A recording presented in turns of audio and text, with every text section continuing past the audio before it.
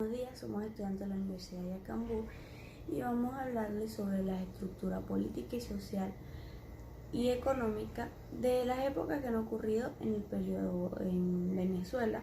Nuestro grupo está conformado por Johnny Barón, Carily Jiménez e Isabel Pantoja, y mi persona Marisa Castañeda. Para empezar con este ciclo hay que empezar primeramente por la época colonial, que es el término que se le da al periodo de ocupación que administraba el territorio venezolano, que llevó a cabo España desde mediados del siglo XVI hasta el comienzo de la Guerra de Independencia. Cuando hablamos de su estructura social, la estructura social de la colonia estaba bien, era un periodo bien definido. En este periodo de un grupo reducido de personas que tenían el poder de la colonia, gozando de privilegios y riquezas, mientras que al otro extremo una gran cantidad de personas eran discriminadas. La estructura social de Venezuela se clasificaba de la siguiente manera: existían blancos que conformaban el clan más alto de mayor nivel hablando de estructura social. Este grupo estaba compuesto de tres estratos. Se encontraban los blancos peninsulares, que eran los blancos nacidos en España, y ellos obtenían todo el poder que se encontraba a la cabeza de la colonia. También existían los blancos criollos, que eran nacidos en el país de padres españoles, descendientes directamente de los conquistadores y colonizadores.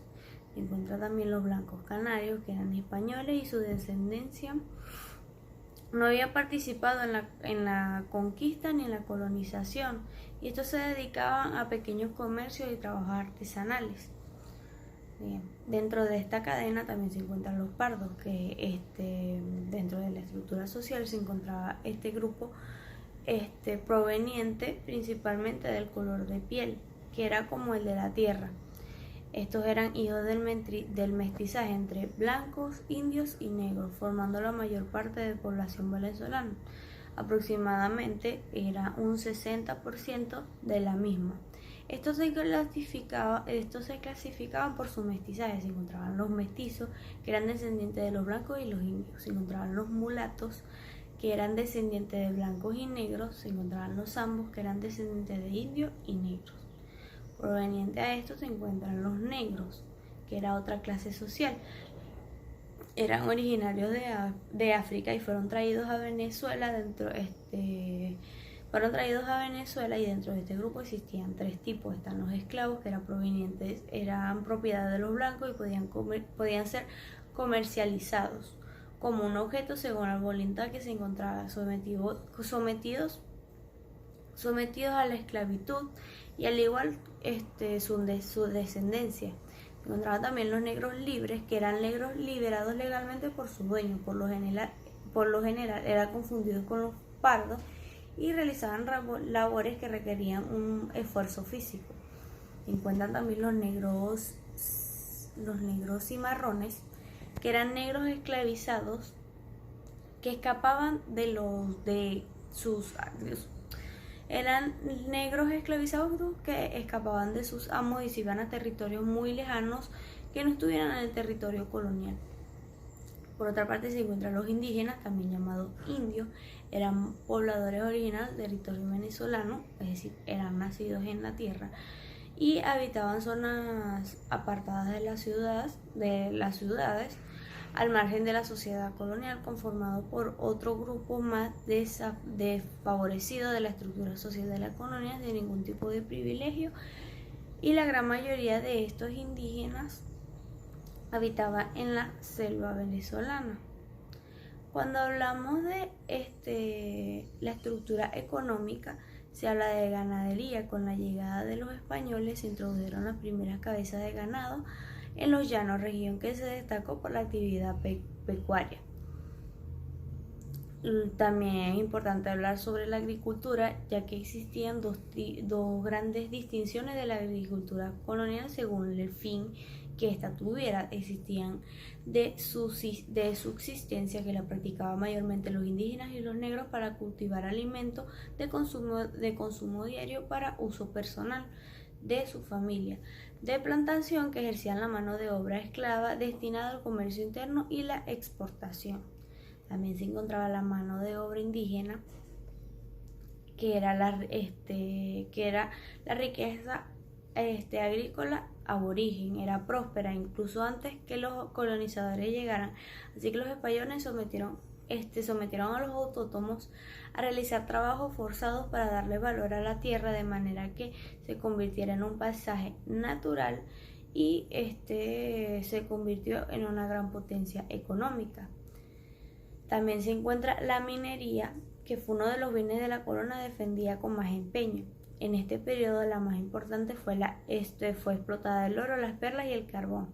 Se comienza también a extraer pequeñas cantidades de hierro, y entre las actividades predominantes que se realizaban los españoles era la pesca de perlas, que era la que destacaba por su importante fuente económica en el inicio de la colonización. Muy buenos días, mi nombre es Cariel Jiménez.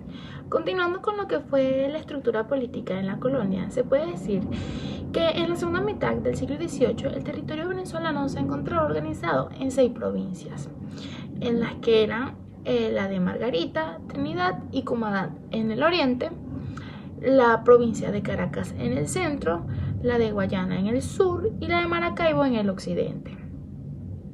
Al frente de cada una de las provincias había un funcionamiento político y militar con el título de gobernador y capitán general, nombrado directamente por el rey. La administración de cada provincia estaba a cargo de tenientes oficiales en las ciudades y villas del interior. En cuanto a la administración de justicia, la ejercía la primera intendencia del gobernador, los alcaldes y los tenientes de justicia. En la segunda instancia se encargaban tribunales superiores llamadas audiencias. En las provincias venezolanas no hubo apelaciones, que había que hacerlas ante audiencias que enfrentaban fuera del país. Ahora bien, explicaremos cada una de las personas que conformaban lo que fue la estructura política en la colonia en Venezuela, en donde en primer lugar tenemos la Capitanía General. La creación de la Capitanía General fue el 8 de septiembre de 1777. En esta fecha, el rey de España dispuso a las 6 provincias venezolanas que quedaron bajo la autoridad política, gubernativa y militar del gobernador y capitán general de la provincia de Caracas. Como consecuencia de estas medidas, las provincias que hasta entonces se habían sido sujetas ante la autoridad del capitán general, residido en Caracas, quedaron unidas y sujetas, y como ya mencionado, estas quedaron unidas y sujetas a lo que fue el capitán general, el cual residía en Caracas. Ahora bien, vamos a definir lo que fue el capitán general, el cual fue la más alta autoridad en la colonia en Venezuela. Ejercía el gobierno como representante del rey. Su autoridad se extendía a las provincias de Caracas, Cumaná, Maracaibo, Guayana, Margarita y Trinidad, que fueron las que mencioné anteriormente.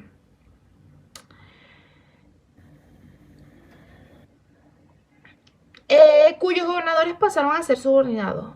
Este actuaba como juez de primera instancia en lo civil, criminal. Además, precedía la organización de la iglesia y en la inspección de los cobros de impuestos. Cuando se creó la audiencia en 1786, el capitán general pasó a ser presidente nato de aquel alto tribunal, como lo cual compartió ciertas funciones con el gobierno. Ahora tenemos lo que fue el Cabildo. El Cabildo fue la institución más dinámica del periodo colonial.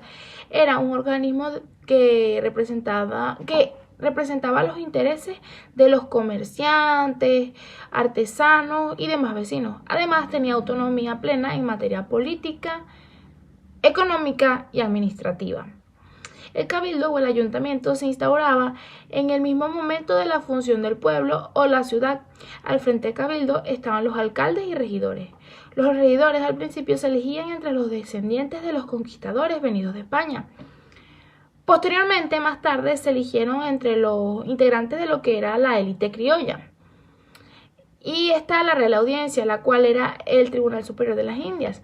Sus decisiones tenían apelación ante el Consejo de las Indias, el cual era el supremo organismo de administración y control establecido por lo que era la corona española para gobernar a sus colonias desde el inicio, desde los siglos XVI, y ante el propio rey, que era la máxima autoridad en esa época.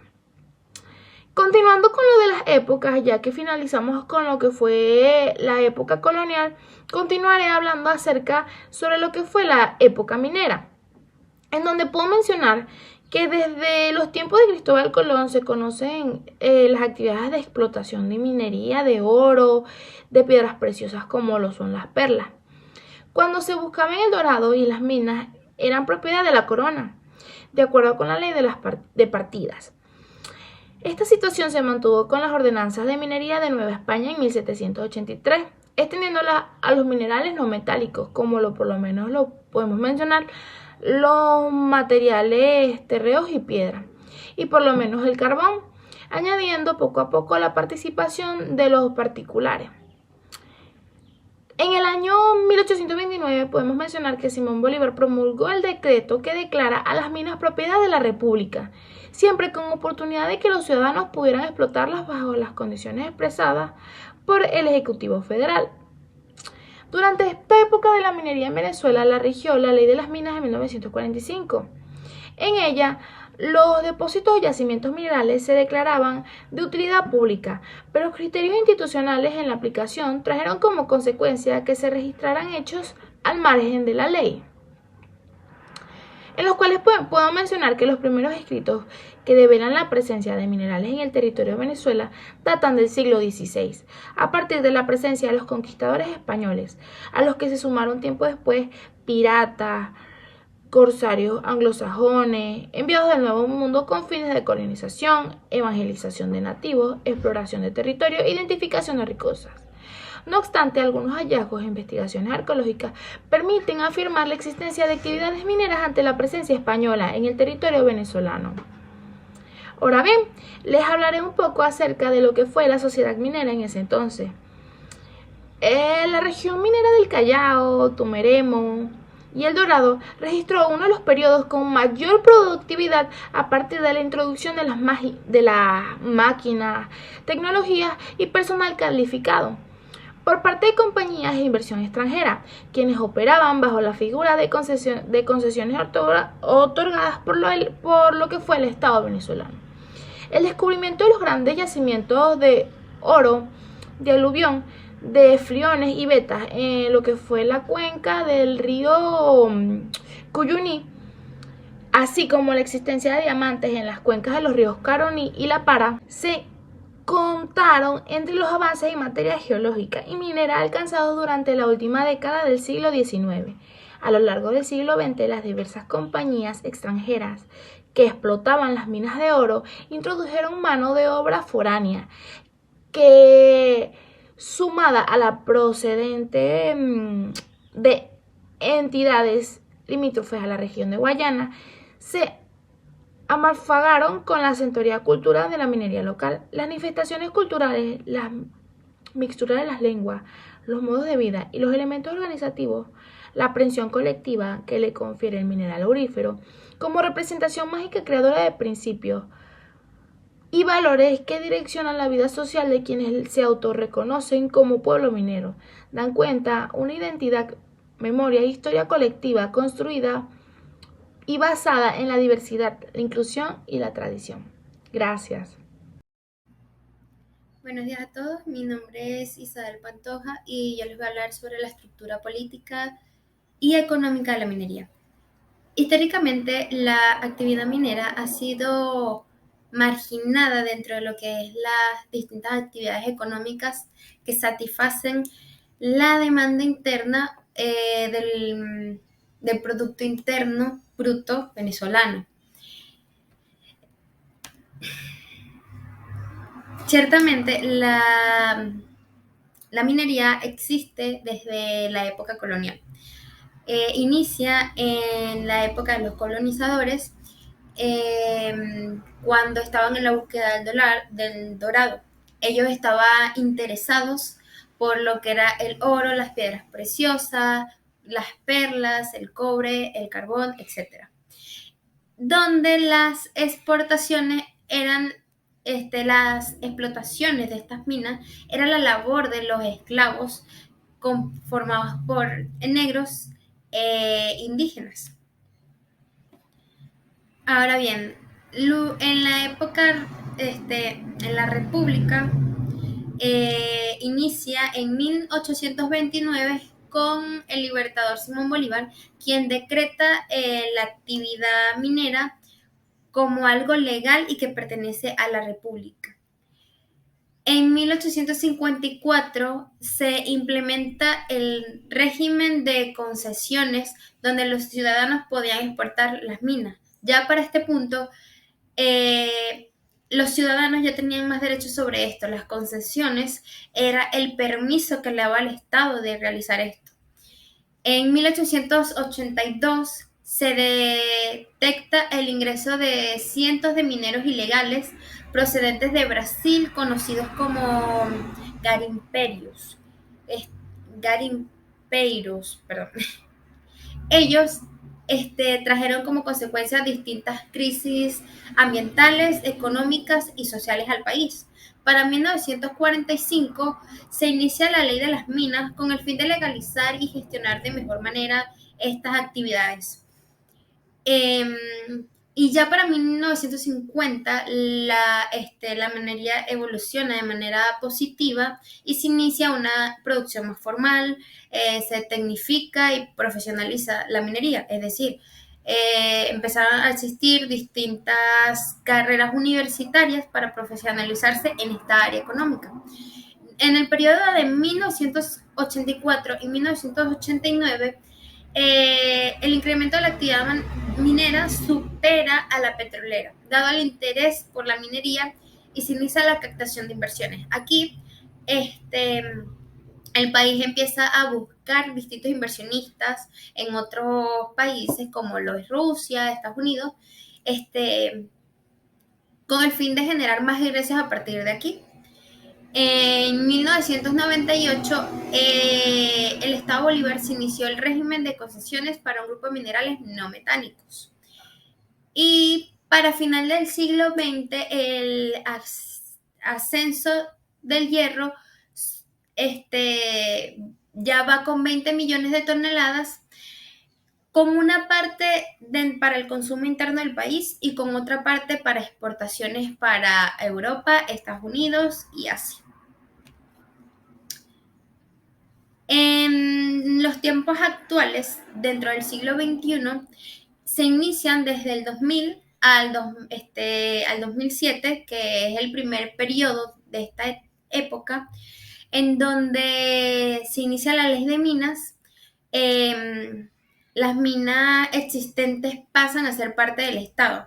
Es decir, ya no eran empresas mixtas, sino que empiezan a ser coordinadas y gestionadas por el Estado.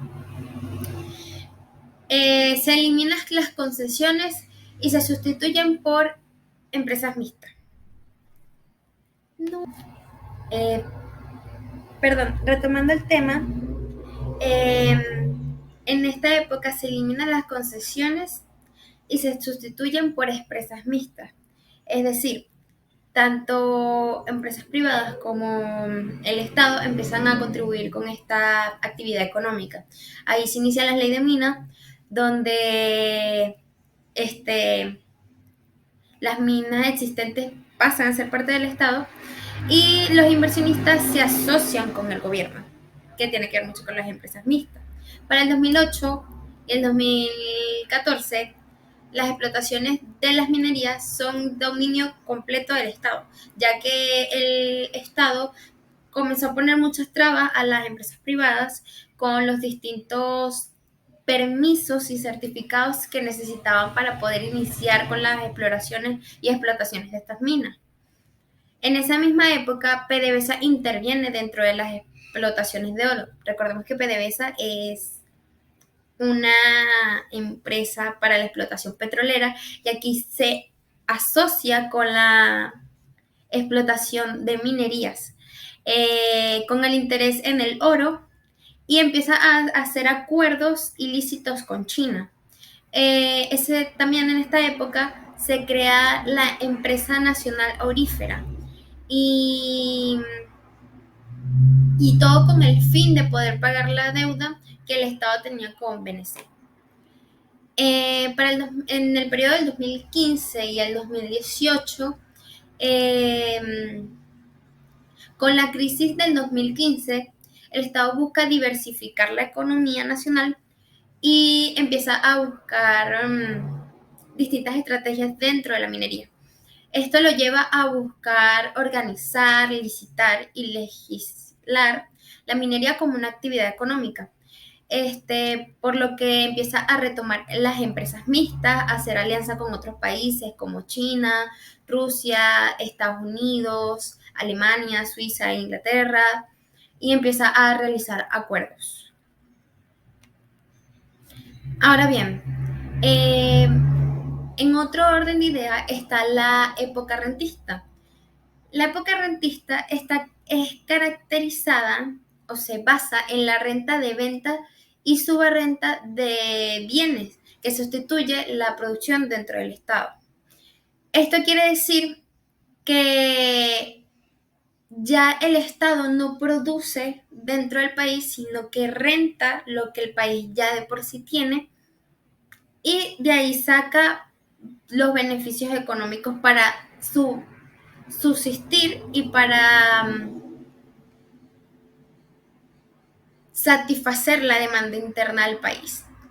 Esto inicia ante la depresión económica ocasionada por la Segunda Guerra Mundial, donde la estructura económica de Venezuela se orientó hacia la renta de yacimientos petroleros hacia países extranjeros. Ahora los dejo con mi compañera. Mi nombre es Janaís Barón. Vamos entonces a hablar un poquito de lo que sería el enfoque social de la época rentista. Estos se dividen en su estructura social y económica en clase alta, que conforman a las personas con un gran poder adquisitivo. Esto les permite un desarrollo de vida bastante decente y progresiva. Tienen oportunidades a acceder a bienes y servicios a los que la mayoría de la población no tienen esta oportunidad a acceder a ellos. Estos se dividen en dos grupos de personas, que serían los adinerados de toda la vida, que son aquellas personas que son empresarios o comerciantes, y los que se nutren de alguna forma del gobierno, que serían los políticos, los testaferros o personas que son afines al régimen o que acaban de obtener algún nuevo puesto de empleo dentro del gobierno. Luego están las clases media altas, que se establecen las personas cuyas condiciones de vida y de poder adquisitivo les permite cubrir todas sus necesidades básicas y en ciertas ocasiones pueden permitirse adquirir algunos bienes o servicios de lujo que están fuera de las necesidades primarias, las cuales son comer, estudiar, transporte, entre otras cosas. Luego están las clases medias, que se refiere al estrato de la sociedad que tiene un poder adquisitivo intermedio que les permite cubrir todas sus necesidades presentes y futuras, disponiendo para ello de cierta capacidad de consumo y de ahorro, para poder saber limitarse hasta donde pueda alcanzar. Luego están los de la clase baja, que está compuesta por todos aquellos ciudadanos que no disponen de la capacidad económica para permitirse adquirir bienes y servicios de primera necesidad, como lo son la educación, la alimentación, el transporte, entre otros. Luego se encuentra la pobreza atroz, que está denominada por el expresidente Rafael Caldera, y esta se entiende como la situación en que no se disponen de los recursos necesarios que permiten satisfacer al menos la necesidad básica de la alimentación, es decir, no tienen ni siquiera cómo alimentarse, en muchas ocasiones ni siquiera tienen un lugar en donde vivir, y son aquellas personas o el grupo de personas que vemos muchas veces en la calle pidiendo algún tipo de alimento o de dinero para poder satisfacer esta necesidad básica. En cuanto a la economía, tenemos que Venezuela está orientada en las exportaciones de materias primas. Por lo tanto, diríamos que Venezuela está en una economía rentista, debido a que su principal actividad económica sería la extracción, refinación y la explotación del petróleo para poder exportarlo. Por más que en algunos de nuestros planes nacionales formulados a través del tiempo, de los cuales se haya anunciado o se haya pensado atenuar o deshacer por completo nuestra sujeción al preciado mineral, que en este caso sería el petróleo, de lo que más se tiene en la economía de Venezuela, este ha persistido en marcar la pauta del comportamiento económico nacional, reforzando cada vez su nivel rentista. Esto puede explicarse de una mejor manera si entendemos el hecho de que este camino rentístico fue trazándose cada vez mejor a partir del diseño de un aparato jurídico sobre el cual se edificó la creencia, por así decirlo, institucional, lo cual venía dado por la corona, en el que según el cual el Estado es el amo de todas las minas y de todo lo que subyace en los subsuelos. En cuanto al enfoque político de la época rentista, particularmente para el liderazgo político, la importancia del oro negro, que sería el petróleo, ha sido crucial. Así, la renta petrolera fue de suma importancia en la implementación del programa que Rómulo Betancourt y el Partido de Acción Democrática, que lo conocemos como AD, desplegaron valiéndose de un discurso incluyente y la necesidad de construir una sociedad democrática. Este discurso, que fue elaborado sobre todo por Betancourt, prometía la redención del pueblo y la puesta a su servicio de la riqueza petrolera, que según lo que ellos decían fue arrebatada por la avidez de las compañías extranjeras. La Ley de Hidrocarburos de 1943, mediante la cual la nación multiplicó fabulosamente sus ingresos por concepto de renta, permitió al gobierno ampliar el gasto social y con ello se concretaban algunos arreglos de la Constitución de 1947. La cual fue la primera en consagrar un estado de corte social en Venezuela y dar sustancia institucional a un tipo de gobierno rotulado como lo fue el radicalmente populista. El poder popular, para explicar un poquito de ello, es básicamente el ejercicio pleno de una soberanía por parte de un pueblo en lo político, económico, social, cultural, ambiental, entre otros, que quiere decir que el pueblo va a estar presente o va a tener algún cierto tipo de toma de decisiones dentro de todos estos factores. Este poder rentista venezolano está dividido en 5 estructuras políticas, que serían los poderes legislativo, ejecutivo, judicial, ciudadano y el electoral. Muchas gracias, esto fue toda nuestra exposición, espero que les haya gustado bastante.